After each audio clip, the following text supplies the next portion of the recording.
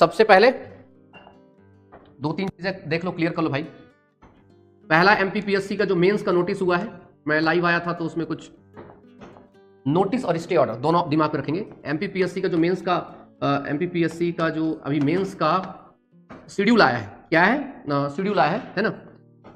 और उधर high court में डबल बेंच में इसने क्या किया है, इन्होंने नोटिस किया है। ठीक, जिस भी चैनल से देखो पटवारी एक है चक्षु प्रकाशन किताब, तब तक इसको मंगा लीजिए। मध्य प्रदेश कर्मचारी चयन मंडल भोपाल द्वारा आयोजित है। समूह 2 समूह 4 के लिए परीक्षा है। इसमें सहायक संपरीक्षक, सहायक जनसंपर्क अधिकारी, सहायक नगर निवेश, सहायक राजस्व अधिकारी, सहायक अग्निशम अधिकारी और समकक्ष पद। तो आप इसको मंगा लीजिए। स्टडी पूरी गाइड है, इसमें पार्ट भी दोनों चीजें हैं। सामान्य विज्ञान, सामान्य हिंदी, जनरल इंग्लिश, सामान्य गणित, सामान्य ज्ञान अभिरुचि, कंप्यूटर ज्ञान, तार्किक योग्यता, सामान्य प्रबंधन, ये सब चीज।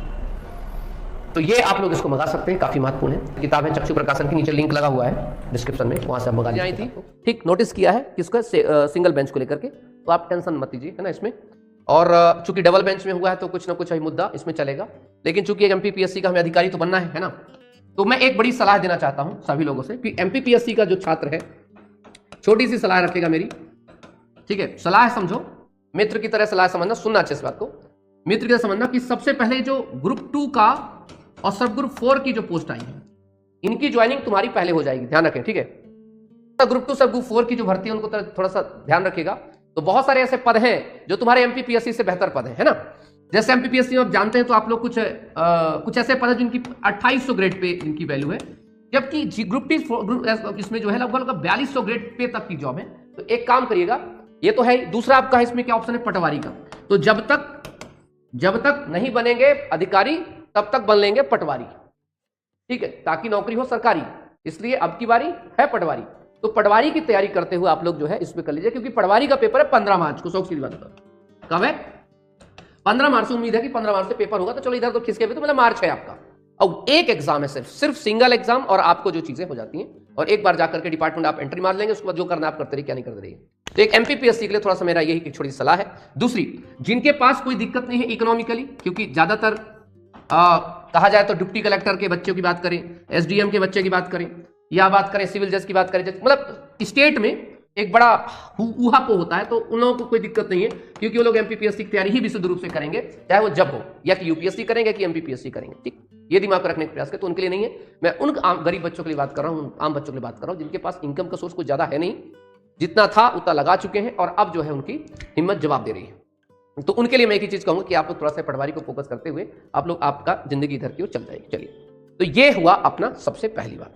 दूसरा, ग्रुप 2 की ज्वाइनिंग हो जाएगी ना इसमें, तो गरिमा पांडे, हाँ ग्रुप 2 की ज्वाइनिंग तो बिल्कुल हो जाएगी। ग्रुप 2 में कोई अभी ऐसा कोई पचड़ा है नहीं, कोई लफड़ा है नहीं, ठीक है। तो तय है कि आप लोग जो है उस पर आप लोगों को तकलीफ दिक्कत नहीं होने वाली है, वो हो जाएगी आपकी।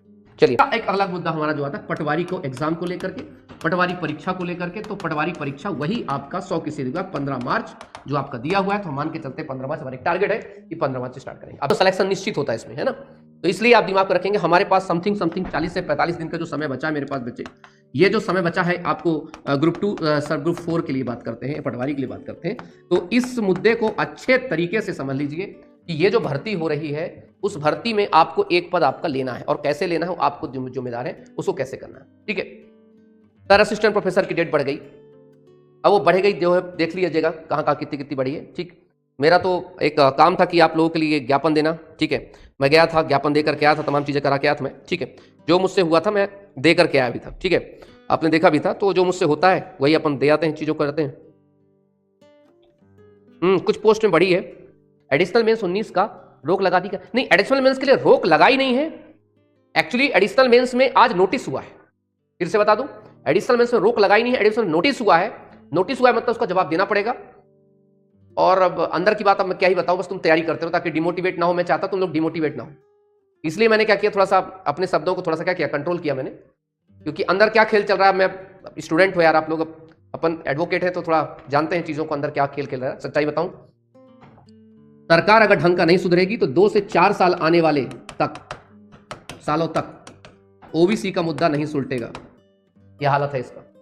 ये बस हिंट दे रहा हूं आपको कि जब तक सरकार इसमें इन्वॉल्व नहीं होगी तब तक, क्योंकि अगर कोई भी ओबीसी का अच्छा वकील होता है, तमाम चीज होती, तमाम चीजें कोई पैरवी कर रहा था, तुरंत देखो क्या हो जाता है।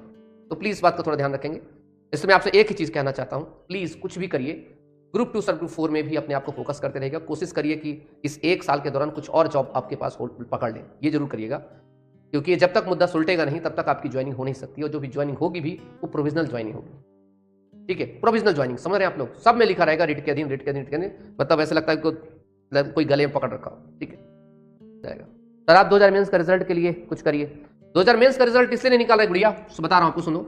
2020 का मेंस का रिजल्ट इसलिए निकाल रहे क्योंकि जो ये मेंस का रिजल्ट हुआ है वो दूसरे नियम के अनुसार हुआ है, और जो नया नियम आया है वो 87 और 30% के हिसाब से हुआ है ना। तो अभी तो उनका ये प्लान चल रहा है कि इसमें भी कुछ ऐसा ही अप्लाई कर दिया जाए, तो ये इनके गले की हड्डी बन गई है।